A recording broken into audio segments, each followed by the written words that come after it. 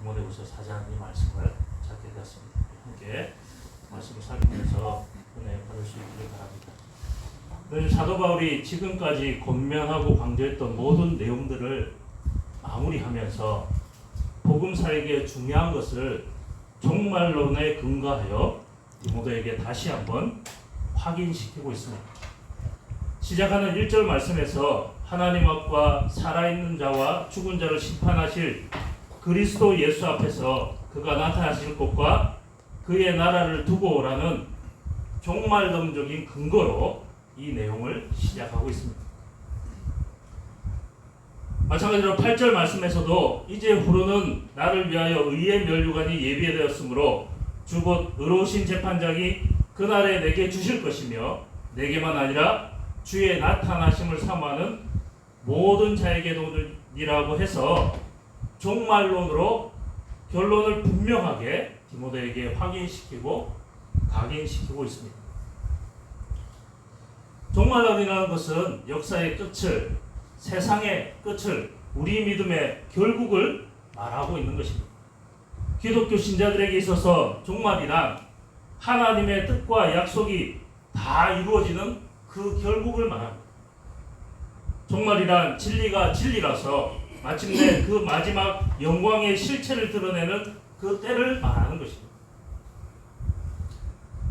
3절 4절 말씀에 있는 대로 때가 이르리니 사람이 바른 교훈을 받지 아니하며 귀가 가려워서 자기의 사욕을 따를 스승을 많이 두고 또 그 길을 진리에서 돌이켜 허탄한 이야기를 따르리라와 같이 이 일들은 이 세상을 목적하고 사람들과의 구별로 차별화되어야 합니다.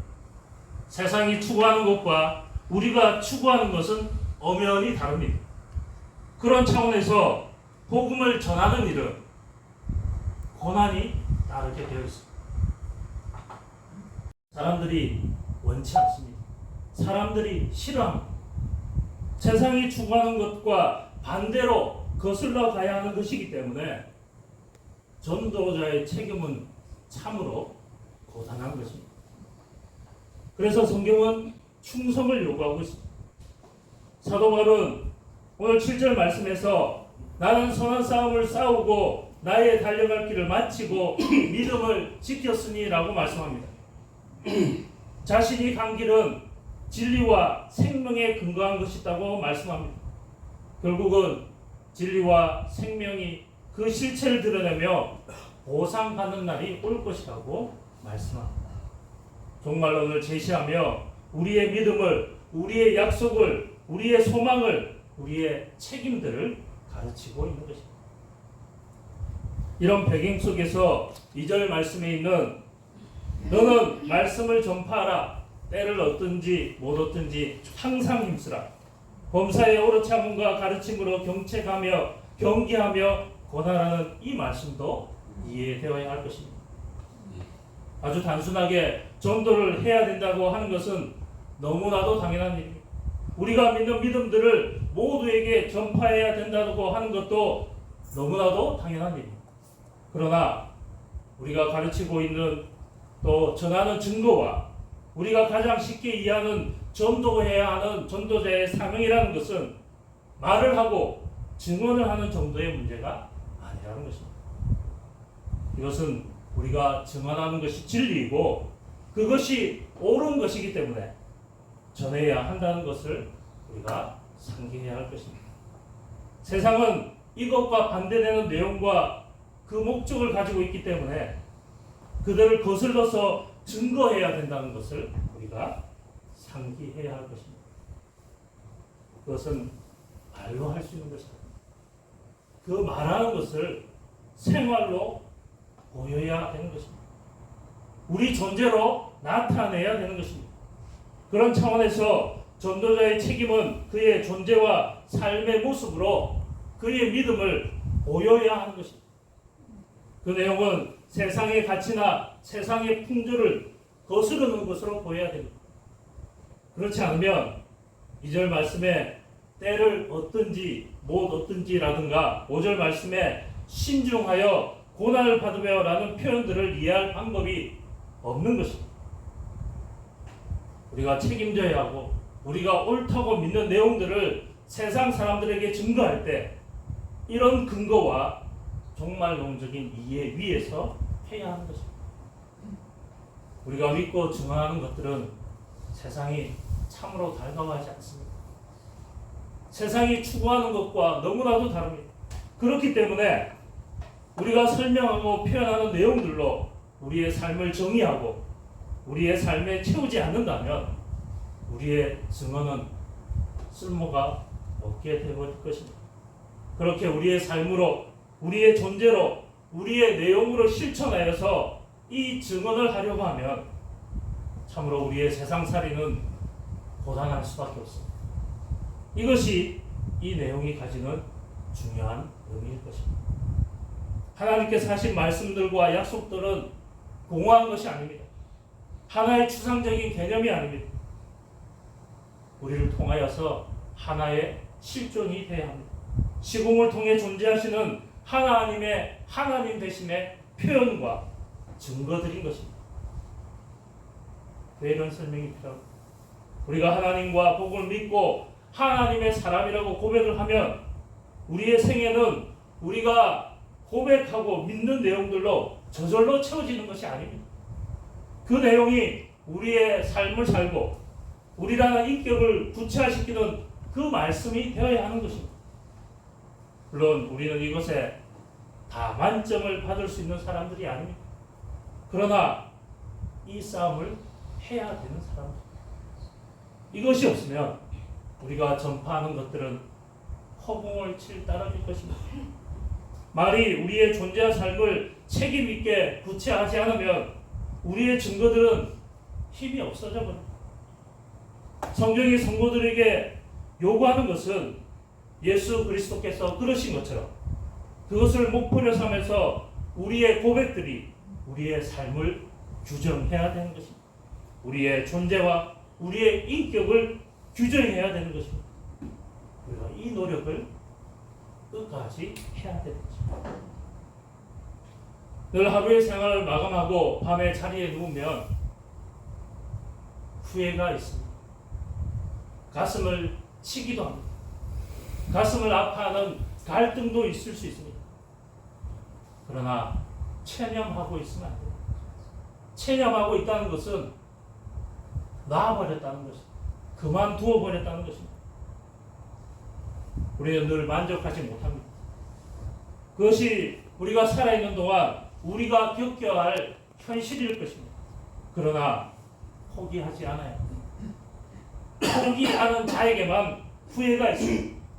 포기하지 않는 자에게만 눈물이 있습니다. 포기하지 않는 자에게만 한탄이 있습니다. 그것이 없으면 신앙생활은 그때부터 잠을 자게 됩니다. 우리 모두가 늘 자랑할 것이 있기를 바랍니다. 그러나 현실 생활 속에서 우리 신자가 자기의 신앙을 만족할 수 있는 날은 아마 없을 것입니다. 그러나 그 만족을 위하여 오늘도 가슴을 쳐야 되는 것입니다. 이 일이 꼭 있어야 합니다. 신자의 삶과 존재가 세상은 하지 못하는 것을 해야 합니다. 신자와 불신자의 차이는 신자만이 하는 것과 세상 사람들이 하지 못하는 것 사이에 있다는 것입니다. 그것은 인간이 죄의 영향에서 벗어나서 하나님께서 허락하신 하나님의 속성과 신적 성품 안에서 우리를 불러 거룩하게 만드신 인격의 변화인 것입니다. 신령함과 거룩함의 다른 것입니다. 우리는 비로소 참다운 하나님 백성의 아름다움과 순결함을 가지고 용서할 수 있습니다. 기다릴 수 있습니다. 겸손할 수 있습니다. 사랑할 수 있습니다. 그런데 교회 오면 뜻밖에도 이것이 제일 없습니다. 한국교회에서 자기의 신앙을 확인하는 방법은 열정입니다. 한국교회의 특징은 열정과 헌신입니다. 우리는 열심히 있어서 유래를 찾아볼 수 없는 민족일 것입니다. 이것은 물론 각 나라의 문화와 정서의 차이일 것입니다. 한국 국민의 정서적 특징은 희생적일 정도로 열심히 있다는 것입니다. 그러나 규칙을 지키거나 다른 사람을 배려하는 것은 굉장히 약합니다. 한국 사람이 가지는 정서가 기독교 신앙에도 그대로 반영되어서 제일 크게 나온 부작용이 아마도 완전주의적 열심일 것입니다. 아마 청년 때 이런 시기를 겪으신 분들도 있을 것입니다. 그래서 용서하고 화목하게 만드는 것에는 낙제가 되고 말았습니다. 예수 믿어도 이 정서가 신앙으로 해결이 안 되어서 교회 안에서 열심히 경쟁을 하는 것입니다. 자기 주장을 하느라고 배려하는 일에는, 지는 일에는, 넘어가는 일에는 너무나도 약한 것입니다. 상대방을 인정하는 것으로부터 사랑을 시작합니다. 사랑하는 사람이 열심히 나타내는 것을 우리가 사랑이라고 하지는 않습니다. 그래서 우리 뉴스에 요새 많이 나오지 않습니까? 스토킹. 얼마나 그 사람 입장에서 열심입니다. 그게 다가 아니라 기독교의 대표적인 특징은 사랑이라고 합니다. 사랑의 최고 핵심은 상대방을 나보다 더 위하는 것입니다. 한국 기독교는 사랑하는 사람이 어떤 의미에 너무 날뛰어서 아주 곤란한 상황입니다. 이것이 우리들이 갖고 있는 최고의 취약점인 것입니다. 신자가 예수 믿는다고 하나님의 사람이라고 한다면 눈 부릅뜨고 침 튀기고 열심을 내기 전에 그 존재와 표현과 행동이 먼저 신앙인으로 최소한의 기준을 가지고 있어야 된다는 것입니다. 열심보다 한국교회에 더 필요한 것은 그리스도인만이 가지는 신앙적인 어떤 예의 범절일지도 모르겠습니다. 신자면 신자다워야 하는 것입니다. 우리가 잘 아는 대로 갈라디아서 5장 22절, 23절 말씀에서 성령의 열매라는 것으로 성경이 구체적으로 제시해주고 있습니다. 그곳에 기록된 성령의 열매는 사랑과 희락과 화평과 오래 참음과 자비와 양성과 충성과 온유와 절제입니다. 거기에는 열심이나 능력 같은 것은 없습니다. 그것은 다 성품과 관련된 것입니다. 그리스도인이 된다는 것은 그 성품이 바뀌어야 된다는 것입니다. 예수님처럼 70번 신 7번이라도 용서해야 되는 것입니다. 너희 원수를 사랑하는 것입니다. 너희를 핍박하는 자를 위하여 기도하는 것입니다. 이것을 놓고 우리가 싸워야 하는 것입니다. 자신이 옳고 자기의 믿음이 얼마나 큰가를 외치는 것으로 신앙은 증거되지 않습니다. 여기서 열매를 많이 맺자라고 하는 것이 아닙니다. 그 나무에 나무된 것은 열매로 들어갑니다. 그 나무와 열매를 따로따로 연결할 수는 없습니다. 사과가 달렸으면 사과나무라는 것입니다. 포도가 달렸으면 포도나무라는 것입니다. 포도나무가 자기가 생각하고 결심해서 그 해의 열매를 스스로 선택하는 법은 없습니다. 내가 올해는 사과를 맺어야지, 올해는 포도를 맺어야지, 올해는 토마토를 맺어야지, 그렇게 할 수 없다는 것입니다. 나무는 그 나무된 대로 열매를 맺을 수밖에 없습니다. 본질적으로 그 존재가 누구냐 하는 것입니다.